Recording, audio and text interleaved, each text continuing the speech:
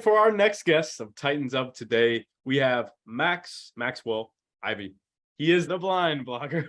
His hair is not blonde, but we'll keep that in here. I like it. The blind blogger. And yes, I did have to ask in our very polite society. I had to make sure that he was indeed blind, and it is true. And he is here. He's going to introduce himself. So go ahead, Max. Welcome to Titans Up today.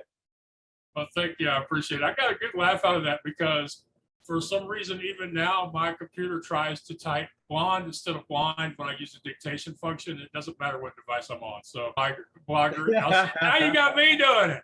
I've probably written blonde blogger on text messages more than you just said it. So we're good. I am Maxwell Ivey, Max to my friends, known around the world as the blind blogger, mainly because I was the first person people said that about and it stuck. So I am a former carnival owner. I grew up in a family of carnival owners. My cousin is still in the business, and in fact, him and his business partner recently bought out the largest carnival in the state of Texas, known as Crabtree Amusements. So from a family that had 4 or 5 shows in the one family at one time, he has basically become the kid who won the Monopoly game. He has all the properties. So I also grew up knowing that eventually I would lose most, if not all, of my vision. But thanks to encouragement and the just can-do attitude of the people I was raised around, I graduated from traditional high school and college. I'm one of the few legally blind Eagle Scouts, and I worked alongside my family to help run our carnival business for over 15 years before my dad's death caused the closure of our small show. Now, when it went out of business, I needed something else to do, and the only thing I thought I knew how to do was to help other people sell their used rides, because when we went out, I had to sell ours. But I thought I could do that, didn't realize that I would have to do it online. And I had to learn so many new things, including teaching myself to code HTML, which I thank goodness every day for WordPress, because I no longer have to worry about the less thans and greater thans and all that other junk. Because trust me, it'll drive you mad. And I had to listen to it instead of look at it. But people said, Max, we're impressed by the way you take on these difficult challenges. We want to hear more. So I started the website as theblindblogger.net, a name people had been referring to me online for a while. Since then, I've written 4 books, 2 of them award-winning, traveled the country solo, been on hundreds of podcasts. I now teach people, be great guests, book them on shows, and promote their interviews. I started my own podcast called What's Your Excuse 6 years ago. And recently, I started the What's Your Excuse podcast network to help other people with disabilities start their own podcasts or grow existing audiences. I really want to help more people like me reach larger audiences so that they can educate the public, advocate for change, raise money for nonprofits, and make more money from their work. Amazing stuff. Now, to go back, there's a lot of key points you mentioned there. Looks like you're drinking some green juice there as well. No, I'm drinking some Diet Pepsi. Oh, okay. Definitely not green juice, but looks can be deceiving there. So to go back to some of the things you said when you were young, you knew that you were going to lose most of your sight. What was that like, and when did that originate and along the path to where you are today? Okay. Initially, it wasn't a conscious thing. It was just I knew, and the family knew, that my vision was gradually getting worse. So age 4, 5, 6, I would fall down more, run into things more. And as I started going to school, I went from being able to read a regular print book in a dark room to having to have a lot of light, to eventually having to use large type books and then using a closed circuit monitor to put the pages up on the screen, and then eventually switching to tapes and braille. So about the time I entered junior high school, I had a big drop off in vision. And that's pretty common with people who have retinitis pigmentosa. The men seem to have a large decrease in vision when they go through puberty. So that was when I had to start using a white cane and actually, really putting the effort in to learn braille.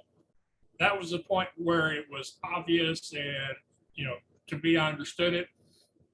And I like to tell people that I was really blessed because, one, I went to school in a district that had money. My family didn't have money, but we lived in a district that did. So they had these instructors, orientation and mobility instructor, braille teacher, They also had special education teachers whose goal was to teach you how to solve problems and to learn rather than let's just keep you happy until you're out of here and we stop getting paid for you.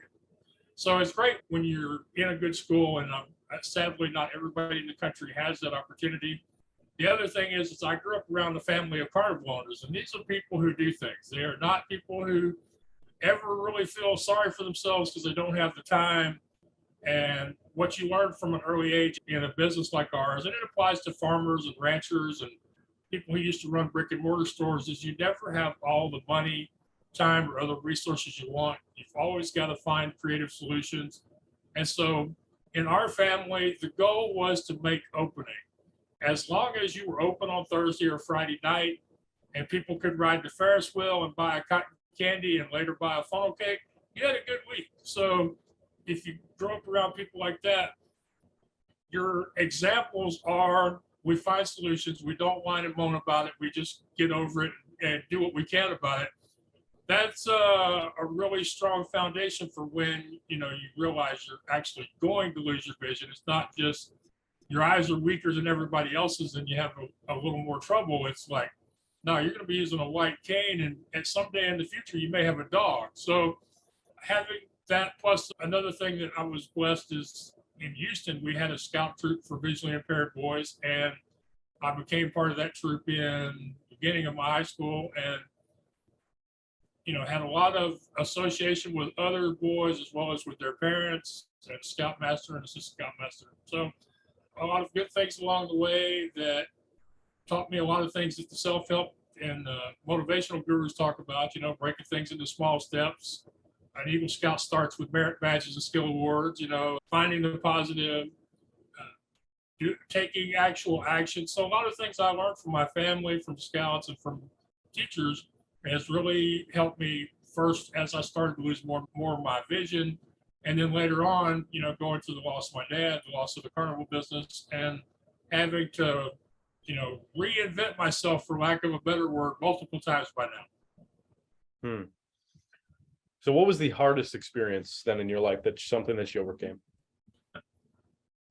I would say the hardest experience was when my dad passed away in 2003. And because he was the guy I spent the most time with, we had similar taste in music and we had similar ideas about the business. We felt like every day we were going to get up and we were going to have an idea that would allow us to cut our expenses or make more money or find better dates. We were going to do something because we just had the attitude that eventually we were going to succeed with the business. And also, I don't know how many hours and days I spent over the years with him driving up and down the road in raggedy old pickup trucks, singing along to country music on the radio with him.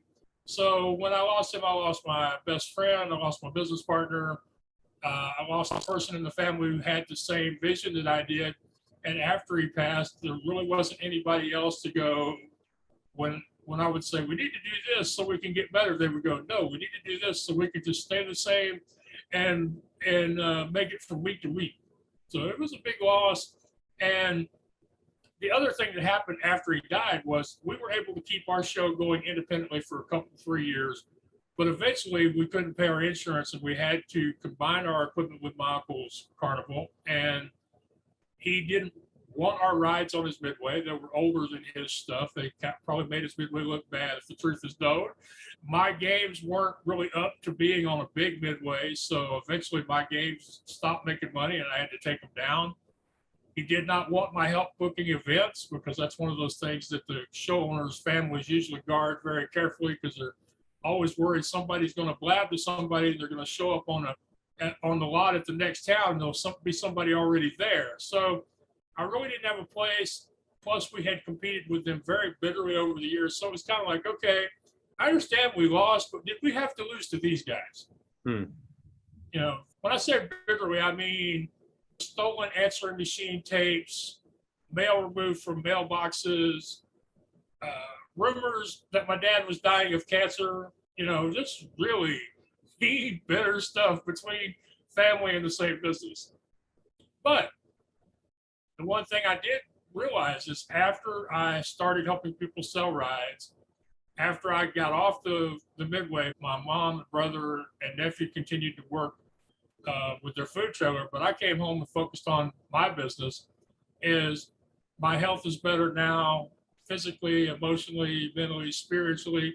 I am so much better off now than I would have been if I had stayed where I was. So, in my first book, I actually thanked my cousin for being the person responsible for forcing me out of the carnival business and into the online, whatever you want to call what I do now. I guess the best term would be an influencer or a personality. I'm not exactly sure what I would call myself in one word, but I really appreciate the fact that that he pushed me out, because I would have never been happy there in that particular situation, and I would have never been able to accumulate enough of a stake, let's call it, to start out on my own again. So he did me a good favor. I thanked him for it in my first book, because he's not one of those kind of people you can ever have that discussion with personally. But for me, I needed to put it behind me and actually say thank you for it, because it was a big favor. So what are the common misconceptions that people might have about blind people or disabled people in general, some of the people that you might help with your podcast network, that are key for people to understand the truth? Well, one is that on the whole, we are some of the most loyal, dedicated employees that you can hire. We have had to become adaptable, flexible, and creative solution finders in our own lives, generally from an early age, and we will bring that to the workplace if the employer wants us to. Additionally, most times the accommodation of an employee to put them to work will cost you less than $1,000, more often less than $500, and you're going to get an incredibly loyal employee in return for that investment. They don't know that we are incredibly brand loyal consumers, that we will spend our money, even overpay for products and services if we feel like the company actually wants our business, solicits our opinions on how they can make their products and services better for us. There's no better example for that than Apple, because we have paid millions and millions of dollars for their equipment, either our own money or the state and federal money, because the voiceover app that's embedded in all their products makes it where we can use them right out of the box. We don't have to buy special software. When it updates, our screen reader updates. So we're very loyal, supportive employees. We will promote the heck out of you if we like you and we feel like you want us. So our families are generally very brand loyal to those companies. And I would say the majority of us want work. It's just a matter of how to get it. And the other problem is that we're really no different than able-bodied people in one very important respect. Many of us have health issues or will have health issues. So we're very concerned about our healthcare insurance. And I don't think there's anybody in the country that's been through the Affordable Care, has been through just whatever battles with their providers, doesn't understand that. So in a lot of cases, if it comes down to a decision between leaving Social Security and the Medicare program and going to work, the only way we're going to work is if we can be convinced that the health care that we're going to be able to get through our employer is going to be as good as what we're leaving, and is going to allow us to bring along whatever health conditions we may already have with us. And there's a big fear among a lot of people with disabilities that just isn't going to happen, so they don't seek out work. And when they do seek out work, a lot of times they do the math and they're like, I would love to have this job, but I can't take the risk. So there's a lot of fear invested in it. And then there's also the concern of, what if I take a job and I do the job for a few months and don't like it, or they don't like me, or for some reason they no longer employ me, then I have to go back through the bureaucracy of the government again. So a lot of it is really fear and inertia and natural concerns that everybody has in this country, whether they're disabled or not. In your experience, are there any advantages or benefits that you've experienced in your own life that about being blind or disabled in any sense? I think there are quite a few of them. Being blind, I have difficulty speaking to people with other disabilities, because to me, they all seem like they have it harder or worse than I do. So I would have to ask a person who is deaf or hard of hearing. I would have to ask somebody in a wheelchair. I do have several good friends who are paraplegics who tell me a lot of it is just bad planning and people who build facilities who don't understand the actual dimensions and turning radiuses of wheelchairs and other devices. So that's it. But for me, being blind, there are some cool advantages. I wrote a blog post about this with the help of another visually impaired woman from Canada called 16 Advantages of Being Blind. And, so people don't ask me to paint or help them move. I never get asked if somebody's jacket or dress looks right, or if I like the color of their hair. Me look fat. Yeah, nobody expects me to notice they've gotten a new hairdo or lost weight. It just doesn't happen. But I think the biggest advantage I have is that I'm not telling people anything that you and other people haven't already told. I mean, what I'm telling people is things they should know, which is, we're not capable of doing the big things by ourselves. We make things easier if we ask for help. But break things down into smaller pieces, determined to be positive, be grateful, a lot of these things. But for some reason, when people see somebody with a disability accomplishing difficult goals like I have and like many of my friends have, it has a bigger impact. So I would say the one advantage I have is when I walk to the mic at a speaking event, people are already more expectant that I'm going to say something valuable to them because of a disability. They are more impressed because they know how difficult it was for them to get from their house to the event. So they imagine it's only 2 or 3 or 10 times more difficult for me. So I have that advantage. There's an old line that says, it doesn't hurt to be underestimated because it makes it easier for you to impress people. So I would think that that's one of my big advantages. And also, since I don't have the ability to look at people's faces, to look at their dress, their shoes, whatever, all those visual cues, I feel like I have better connections with strangers. I feel like I meet a lot of people other people would ignore or be afraid of because I don't see them. I have a good friend named Joe Pardo who says that I'm not distracted by my eyes because I can't see things like that. And he also likes to say that while Max can't see the world visually, he inspires everybody who sees him. So I do believe it's a definite advantage. I can share pretty many of the same things other coaches and speakers have. It has just a little bit more impact, which means I've got just a little bit better chance of actually helping somebody to make a real change or to take some real action, which is what I'm after. Because I hate the term inspo porn. I recently heard somebody use that in relation to my podcast. But I kind of agree with it a little bit. I honestly believe that inspiration without action is meaningless. So I'm not here to inspire or entertain. I'm here to try to get you to do something. And if you reach out to me after this interview and go, Max, what you did, what you've been through was so inspiring, please be prepared to tell me what I have inspired you to do since you heard me. Awesome. Are there any questions that you've never been asked before that you wish you would have been asked?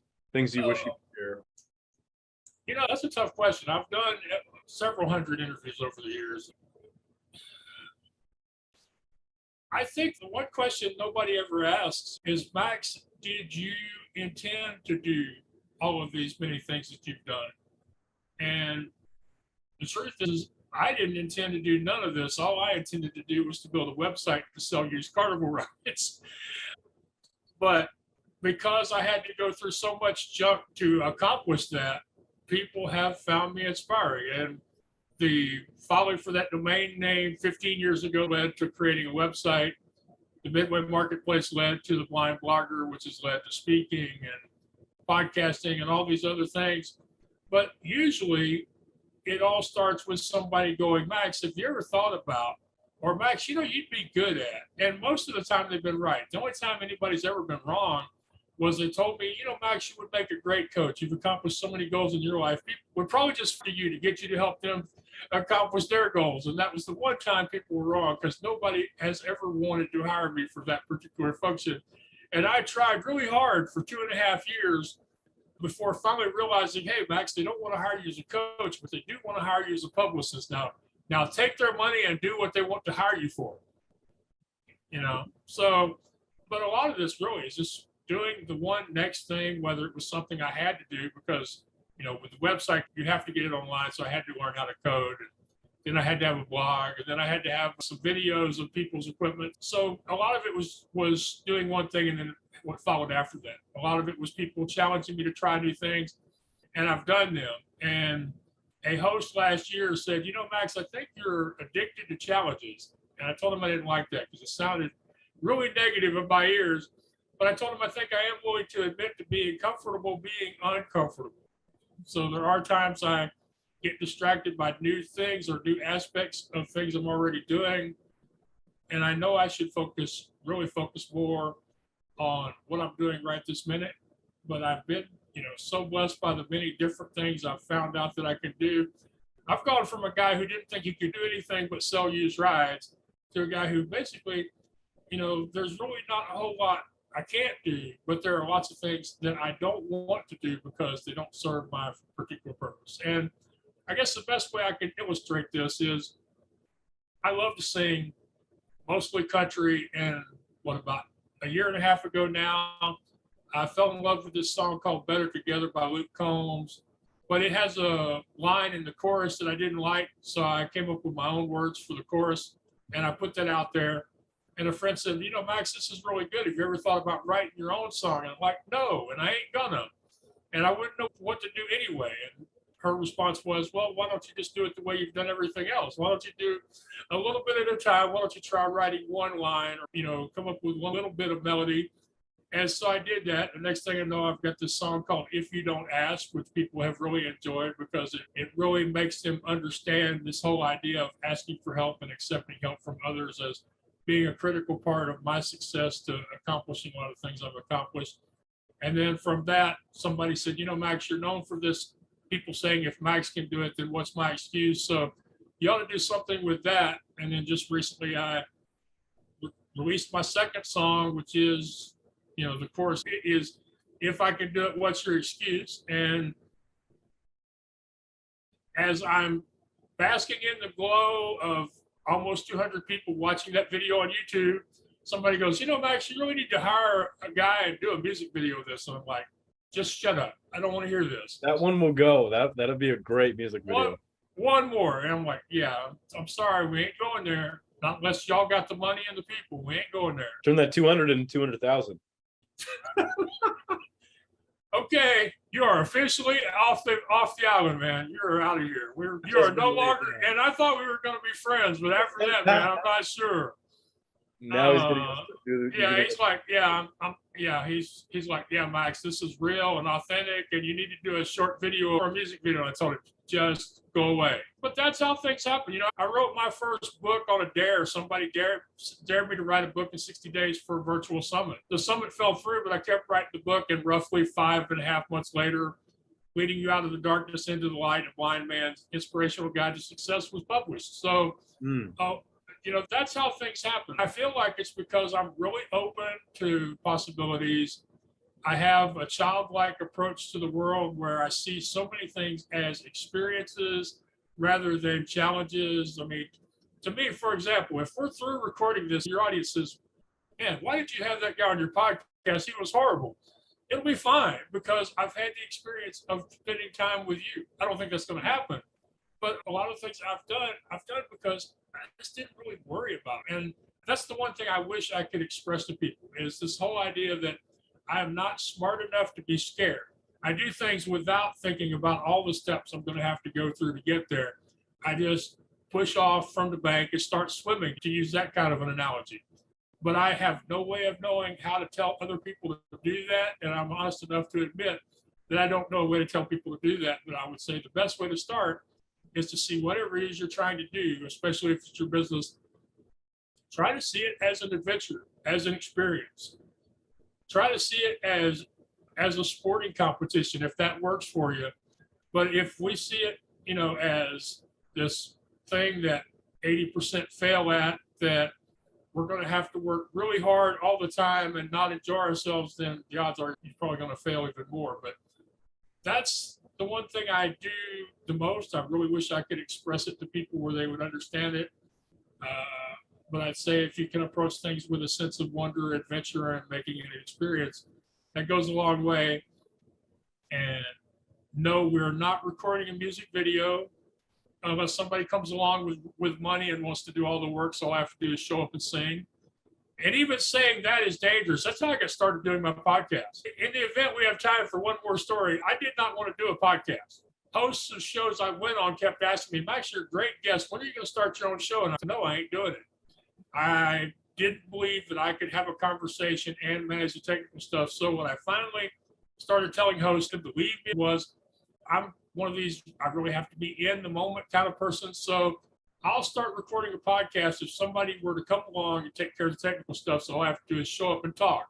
And Fred By from Quebec, Canada, showed up and said, hey, Max, I want to help you start your podcast. I try to be mindful of the things I say out loud on podcast episodes because they can come back to bite me in the butt down the road, you know. But yeah, we did it for 6 months or so. And then finally he convinced me that the Zoom technology was so simple that I could still focus on my guests and my conversation. I've probably another 3 or 4 years since then. Let's call them solo interviews. But I don't edit the show. He used to edit it some. I like to tell people the show is recorded live. If it happens, y'all are going to hear it. And if y'all aren't into a recorded live show, then I'll totally understand if y'all want to listen to somebody else. I've also realized I have to warn people that I sing on my podcast because even though I'm good and people enjoy hearing me sing, people that see it for the first time don't know what to do with it. So we now have a couple of disclaimers on the beginning of my podcast. But I did not want to start a podcast. It was not in my plans, but I just mentioned offhand in passing to several interviewers that I would do it when that person showed up.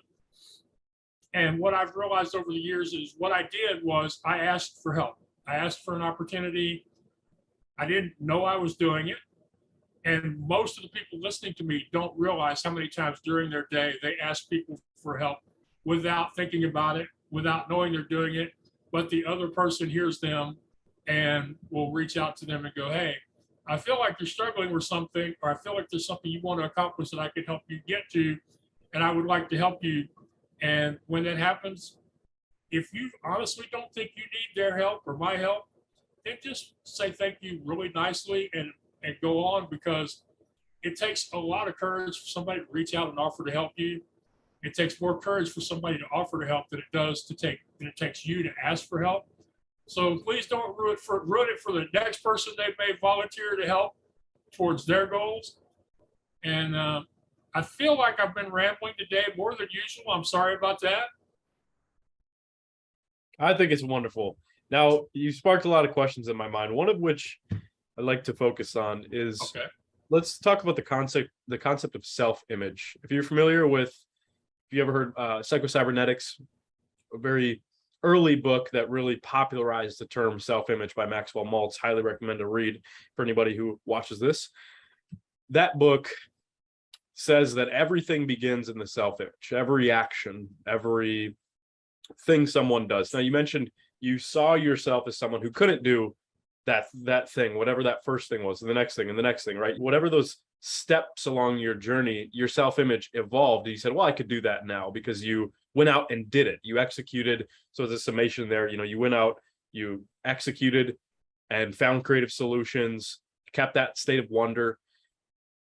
Now, really to focus back on the question, how do you conceive your self-image as someone who is blind? Is it actual visual, or is it, what is it really that gives you the richness of your own self-image to go out and take the actions and achieve the things that you have?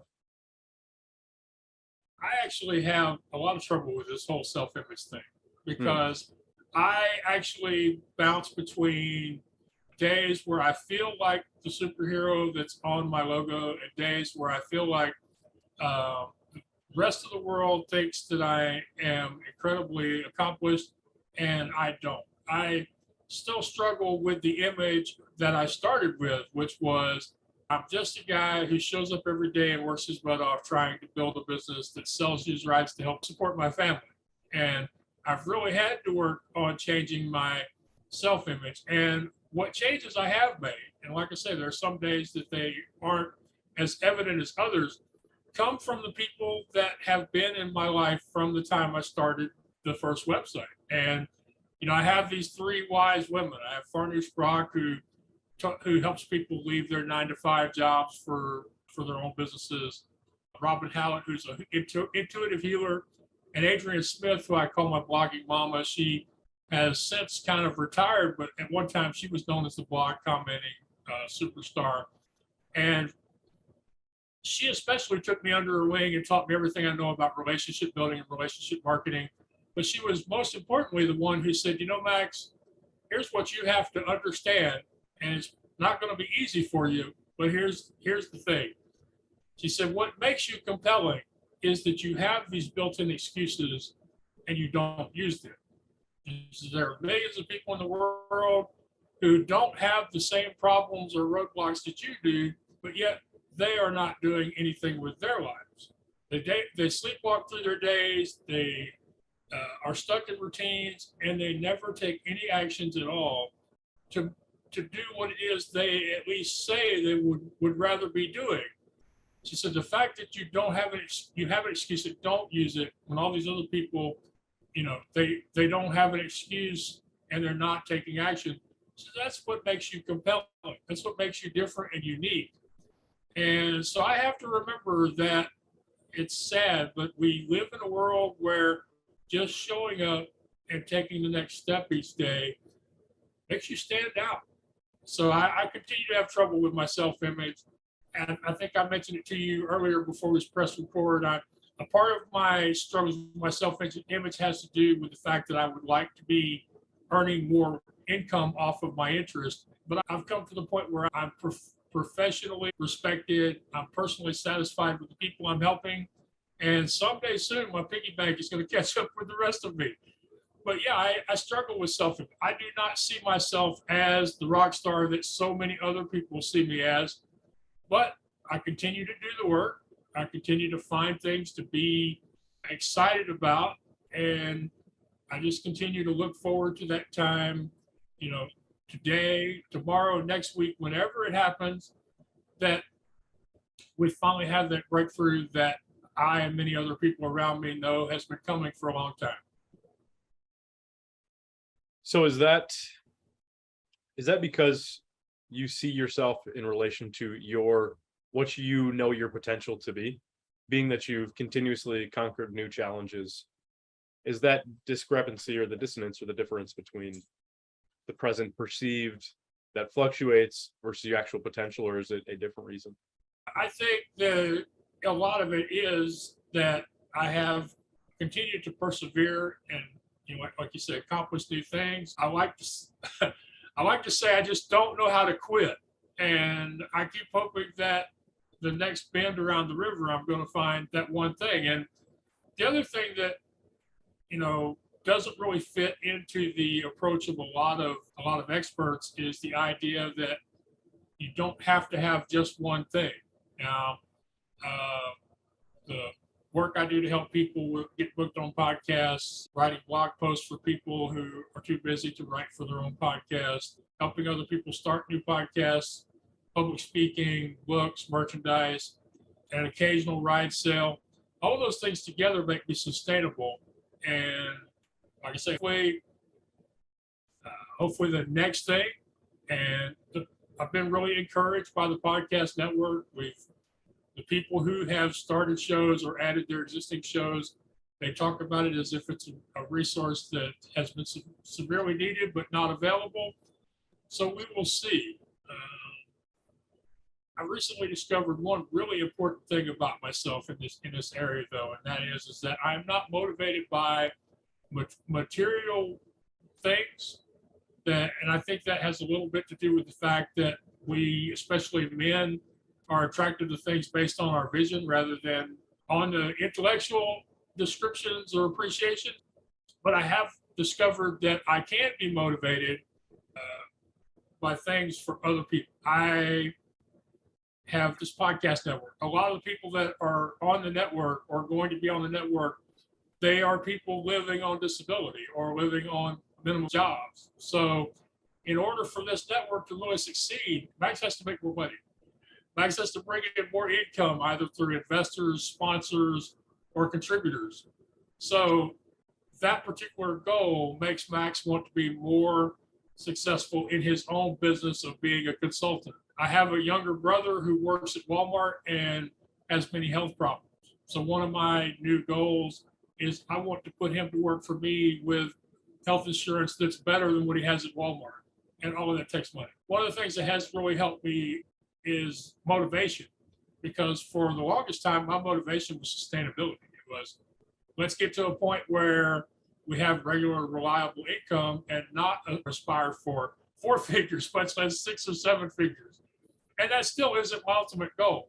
But I believe now that I have found some goals that speak to me, I'm going to be able to make some real changes in how I approach my business and how I see myself. But as far as this dissonance between the rock star and the pretender, I don't really know if they will ever go away, because part of me wonders if people appreciate what I'm doing because they appreciate what I'm doing, or if they appreciate what I'm doing because they know how much more effort it takes me to do it for them than it would take them to do it because of the disability. And I think that will always be a little bit in the background. You know, like with my music, I often wonder, did they like my music because it was good, or did they like my music because it was good enough for an unprofessional, blind guy with no training or equipment. So I think that's the part that's always in the background. It's always, did they appreciate me for the work they did, or did they factor it in and evaluate me to a little bit lesser standard? That's always in the back there, I believe. And you just asked a question, or maybe I got to it through my answer. I don't think I've ever really talked about that with anybody. It's one of those things that's always back there. And another fear that's always back there is that people are going to get tired of hearing my stories. Yes. For a guy whose logo is a superhero, I have a lot of, what is that word? Dang it, now it escapes me. Basically, insecurity. There you go. But the insecurities don't stop me from showing up and doing the work. And I have no idea why that happens. And sadly, people listen to podcasts for me to give them answers, and I don't have one. But your whole philosophy is around making it up as you go. And, right? I mean, it's like, hey, I'm going to go do it. And that alone is the answer for many things. Yeah. I gave a talk at PodFest in 2020. I followed the legendary Dave Jackson. He spent half a day telling him how to create a great podcast from the beginning. I started off my talk by telling him, look, for most of us, the way to get really good at having a podcast is to be bad at it for a while. So I'm here to encourage you to overcome your obstacles and face your fears and just go ahead and launch. Yeah. So to go into that fear a little bit, maybe to crack it, the one of the way people are judging you, perhaps, is there, I mean, internally, you must just be saying, hey, does it really matter? Because ultimately, recognition, you're getting the recognition and you're moving forward and you're experiencing happiness in your own life. You're saying, hey, I'm happy. And I'm sure there's lots of things that, you experience in a day-to-day that help you feel that sense of reward or that sense of fulfillment and sense of purpose.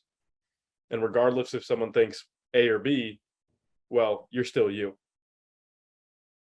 That's a very good way of approaching it. But I find that I only really think about stuff like this when I take time to think about it. So I try to keep myself busy. I try to work. I try to, I enjoy old time radio and books on tape and listening to the Texans lose on the radio. I find that these are the kind of things I only think about, have conversations about when I'm at a loss for something to do, or when I just don't really feel like working right that minute, or when I get a chance to sit down with an incredibly brave podcast host who will ask me these questions. So, yeah, I think about it sometimes, and every once in a while, I think about it a little too much. But for the most part, I just go back to doing the work. I go back to, whether they like me for me or part of this is in the equation or not, they continue to follow my blog or my podcast. Some of them buy my book or my shirt, and a few of them continue to hire me month to month. In some cases, I come back to the fact that these people are investing in me, and they wouldn't spend their time or money. Bottom line, people don't have enough time or money that they're going to spend time or money on something that they aren't getting something out of. Right. Very true. And that's one of the things I have to go back to. It's usually what I say at the very end of my podcast each week is, I know people have a lot of demands on their time. So that's one of the things that really helps. And the other thing that really helps is when I go a little bit without posting something, I can tell from people on emails or on well-known social media networks that I'm on, where people actually communicate with each other, that I have missed. Another thing that really helps is I feel a sense of obligation that if I stop showing up, there are people who really are invested, who really do depend on me to encourage them, inspire them, or motivate them, that would miss me if I didn't show up. If enough time went by where Max didn't show up, either in an interview or on his own website or with some new type of content, that they would miss me and that they would be affected as far as accomplishing their own goals. So there are a lot of people out there, as you know, as a host, that we never hear from, that never follow, like, or subscribe, but occasionally you get an inkling that they are paying attention. So I also feel that obligation. I worry about, Max, what happens if you don't show up?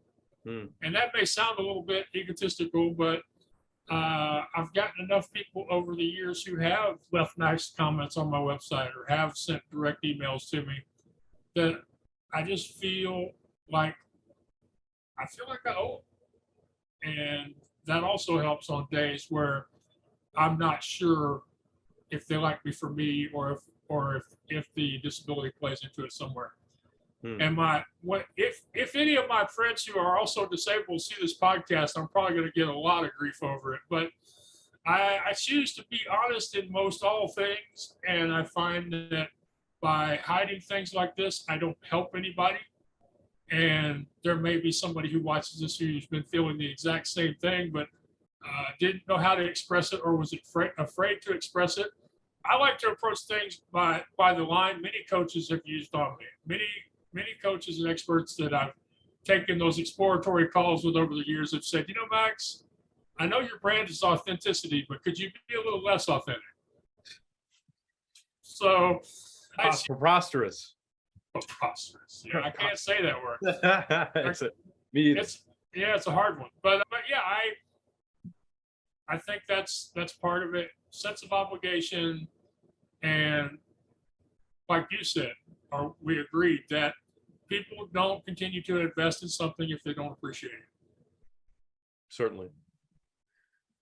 And one note there from an emotional standpoint is the debt of gratitude is stronger, right? The debt of gratitude, feeling like you perhaps owe these people who you're serving with your content and the things that you're doing, overweighs that the draw of the fear.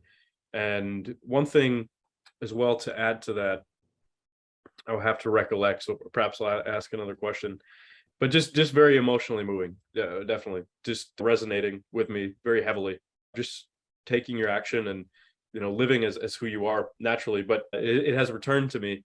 Do you wish then that everybody did judge you specifically based on merit? Of course, judge is this term that people think is so bad, but I mean, do you think that, do you wish that or want that everyone would measure your success and who you are based off merit, not off anything else? I'm not exactly sure that's what I want 100% of the time. What I would like is occasionally I would like to be able to know which they're doing. I think that would be really cool. If every so often, like maybe the first of the month or once a year, you could pick a certain group of people and you could go, okay, I just want to know, is this what you really feel? or is this part of it? And they may still not be honest with you, but it's kind of hard to make people be honest. But I think it would be really cool if every so often I could know, maybe one or two people, maybe once a year. I think it'd be really cool. I agree with you, judge is not necessarily a bad term. Neither is discipline a bad term. It's all in how you think about it. But I like that you went to the word gratitude, because I left that out. And a lot of people think I'm much too humble for my own good, but I think a lot of it is gratitude. I really appreciate everything that I've had the opportunity to do. A lot of the things that I've had an opportunity to do have been because I said yes to them, or I asked for them before I was really ready for them. Going to New York City in 2016 with an Amtrak ticket, $400 in my pocket, was probably not a smart move, but it worked out.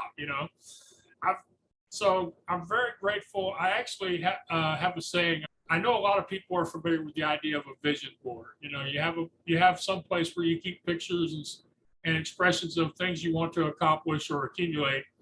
I personally think that a vision board is useless without a gratitude border.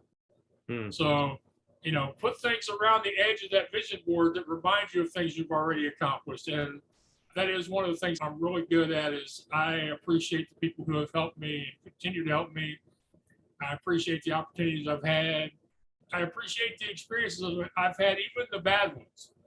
Even the ones where I'm like, man, Max, what the heck were you thinking?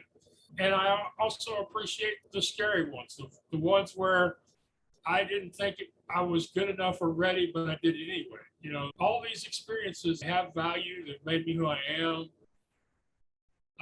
And while this is going to sound kind of weird, when you think about how my vision loss has taught me a lot about being creative and being flexible and adaptable, I have to even be grateful for the fact that the vision loss taught me things that other people don't know, and that I have difficulty explaining to them. So really, gratitude is a big part of it. And then another thing that I have really learned is that a lot of people are like, Max, you're one of the most positive people I know. How do you manage that? And I tell them it takes effort. It's hard being this optimistic. You have to have a strategy. You have to decide that you're going to find good things in your life and look for them until you find them. Or as I like to say, it's just like finding the TV remote. It's there somewhere, and you're going to keep tearing the couch cushions out until you find it. And it's the same way with being positive. So, I have decided that every day somebody or some event or some experience is going to come into my life that's going to be good. And I start every day by looking for them. Now, they don't always show up. Sometimes they don't show up till I go to bed. Sometimes they're really hard to find, and sometimes I have to get help to find them. But there's always something if you look for it hard enough. But the thing is for people who are not optimistic by nature, because they don't have, half a lifetime of practice like I do, then they have to have an approach. They have to sit down with a piece of paper or a file on their device or computer and make a list of everything good that happened to them earlier today or yesterday or this week. And, you start by making a physical list, and then you'll get to the point where you can make a mental list. And then you'll get to the point where you don't even have to really think about it. You'll just realize the positive things that happen, even in amongst some truly terrible things. Now, I'm not saying to ignore the terrible things. They need to be experienced. You need to grieve for certain events, but there can always be something positive mixed in with all that other stuff. There's an insurance commercial now where there's a commercial on the radio now where they use the old thing about you turn a positive kid loose in a barn full of manure, he's going to keep looking until he finds the pony. And some days that's really what it is. It's looking through the manure to find the pony, but you can't find the pony if you don't expect that there's a pony in there somewhere. So through practice, I've gotten to where, I look for it. I also apply this to people. I've decided that we meet the people we expect to meet. So, if you get out of bed physically or on the internet, and you expect to be ticked off, you expect somebody to make you mad, you're going to find somebody who will. It's just a matter of time. And so a lot of this, like I say, being positive, and when we are more positive in our own lives, that makes it so much easier for us to address things like, finding a better job losing weight, getting a degree, starting that business, or growing a business, or saving a business in the event that maybe your business isn't doing so well right now. Those things, if you have cultivated a negative attitude, it makes it so much harder to find that one idea or that one connection that can result in improving or saving your business. It's just really hard. It's not easy to begin with, but it gets harder if you're in a negative frame of mind. And people, like I tell people, it's not easy. It takes practice to find the positive. It takes practice to ask for help. It takes practice to find solutions and implement them even when you don't like the solutions. And these are things that I've learned over 56 years or 40 something years since I was old enough to know what was going on in the world. And I really wish I didn't have to go this long in my life to learn many of these lessons. I wish I'd have known a little more of this stuff when I was 20 something. I feel like I really didn't start to become anything until I was 40. That was when our carnival went out of business and all this other stuff started. Your own journey began. Yeah. I went from being on a journey that was based in family expectations and something I grew up loving to be part of, to being on a journey based in my own ideals and efforts. Even if it did start off in the amusement business, it didn't really stay there. Wonderful. A lot of actionable and powerful thoughts and concepts there for people to apply in their lives. So if we were to boil it down to one, I know there was many right there that I would even say those are really great things that someone could take from here, go apply that in their life and experience more happiness, if not more success. But what would be one key actionable takeaway that someone could do right now after this video is over that will improve their life? Well, that's pretty simple. They know what they need to be doing. I would say pick the smallest, least scary, least offensive thing you need to do, and do that right away. And try to build off of that towards bigger and bigger things. And of course, that's nothing new. We all know about it. It's hard to do it in our own lives. I like to think that being a coach is an easy job because it's always easier to help somebody with their lives than it is to fix your own. Just my opinion. I'm not saying mean things about coaching, but that's just the way I feel about it. So I would say this is the most important thing, these are the two most important things I think I can tell you. One is ask for help, allow people to help you, because that will allow you to get to your goal quicker with less stress and more joy. But the most important thing I want y'all to know is Max is nothing special. Max is not unique. Max is not a unicorn. There isn't anything I've done, will do, that you can't do. Because think about it. If Max was unusual, then there'd be no need for y'all to listen to this podcast interview. So I want you to ask yourself, if Max is just a guy who did the next thing, who faced his fears, who overcame obstacles bigger than your obstacles, if Max can do it, then what's your excuse? Amen to that. Well, Max, it's been an absolute pleasure. How can people support you, get in contact with you? Obviously, we have the blindblogger.net, not the blonde blogger, the blindblogger.net. Maybe I should go file for that domain name just in case people are going there accidentally and want to make sure they get to my website. You never can. Stupid stuff like that actually works on the net. I might need to look into seeing if there's any traffic to the blondblogger.net. I might need to look for that. But yeah, the thing I would say is I am really good at storytelling. So if you have a podcast or want to start a podcast and you don't have the time or don't feel like you'll have the time to create the posts or social media around your episodes, I do that for people. If you want to be interviewed on shows like this one, then I can teach you how to be a great guest. I can do the bookings, or all you have to do is show up and have a great conversation, and I can promote your interviews. I do that. I've been doing that since 2013.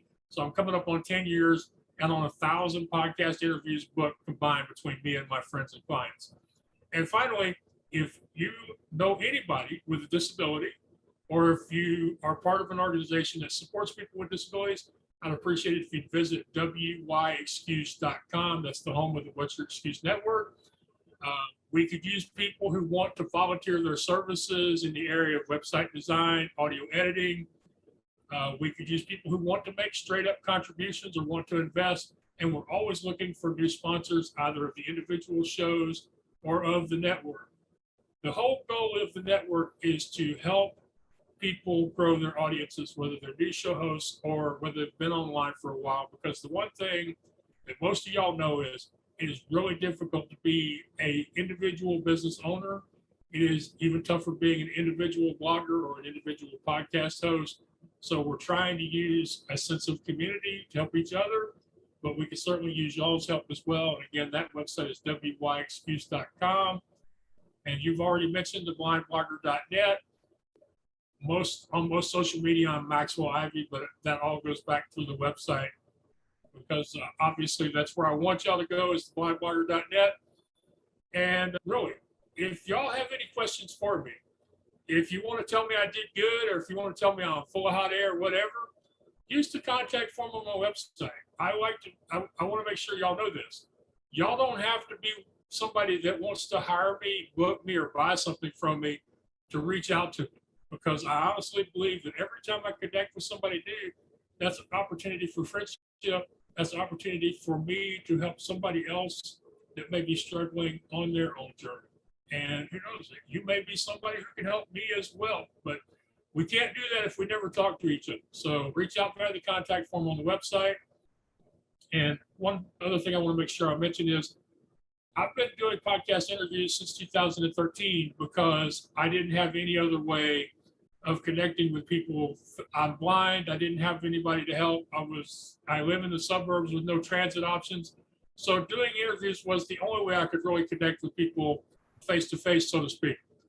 So without people like you, without your show, there wouldn't be a Max Ivey or the Blind Blogger or What's Your Excuse. None of this stuff would have happened because nobody would have known who the heck Max Ivey was. So I want to thank you for being a really important part of my continuing journey. I want to thank your audience for supporting you and giving me the opportunity to spend some time with them and share my experiences, because sincerely, I couldn't do this, wouldn't have done it, can't keep doing it without people like you. So thank you. You're very welcome. Just scratching the surface, Max. Definitely have to have you back on another interview. And we will see you all in the next Titans Up Today episode. Go ahead and subscribe, support us, and we'll be sure to keep bringing great content.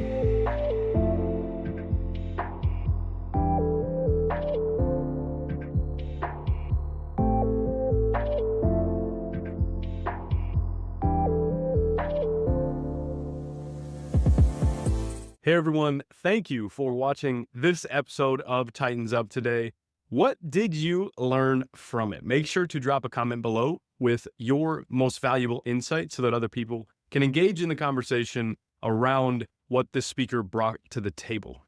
And then on another front, make sure to subscribe so that every time we drop a new episode, you will be notified. And that way you can keep fueling your dreams and your brain with fresh insights, which can help you along your journey and along your path to your goals. So thank you so much again, and I look forward to seeing you in the next interview.